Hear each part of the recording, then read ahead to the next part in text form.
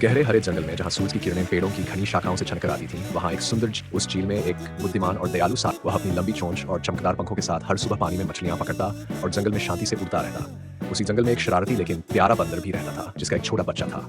वह बंदर का बच्चा पेड़ों की डालियों पर उछल कूद करता और हमेशा खेल में मगन रहता। उसकी माँ उसे बार बार सावधान रहने को कहती, लेकिन उसका बालमन मस्ती में डूब वह भूखा था और शिकार की तलाश में था। उसकी लाल आंखें चमक रही थीं और उसकी डरावनी दहाड़ से पूरा जंगल कांप उठा। बंदर का बच्चा उस समय झील के किनारे खेल रहा था जहां उसकी माँ उसे अकेला छोड़कर भोजन की तलाश में गई। शेर की नजर जैसे ही छोटे बंदर पर पड़ी, उसकी आंखों में शिकार का लोभ चमक उठा। वह दबे पांव धीरे धीरे बंदर के बच्चे की ओर बढ़ने लगा। पेड़ों की डालियों से लटकता वह नन्हा बंदर इस खतरे से अनजान था। इसी समय झील में मछलियां पकड़ रहा सारस शेर की चाल को देख रहा था। उसे तुरंत समझ में आ गया कि छोटे बंदर पर खतरा मंडरा रहा है।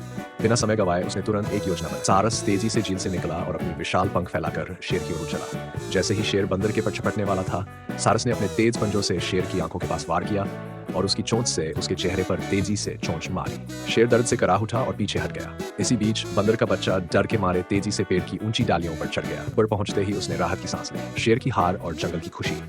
शेर ने सारस पर हमला करने की कोशिश की, लेकिन सारस अपनी फुर्ती से हवा में उड़ता रहा और बार बार शेर को चकमा देता रहा। आखिरकार शेर को समझ आ गया कि अब यहाँ उसका कोई बस नहीं चलेगा। वह गुस्से में जंगल के अंदर चला गया, शिकार की तलाश में कहीं और। जब बंदर की माँ वापस आई और उसने अपने बच्चे को सुरक्षित देखा तो उसकी आंखों में आंसू आ गए। उसने सारस को धन्यवाद दिया और जंगल के सभी जानवरों ने मिलकर सारस की बहादुरी की सराहना की। उस दिन से सारस और बंदर का बच्चा अच्छे दोस्त बन गए। उन्होंने एक दूसरे की देखभाल करने का वादा किया और जंगल के सभी प्राणियों के लिए ये कहानी एक प्रेरणा बन गई।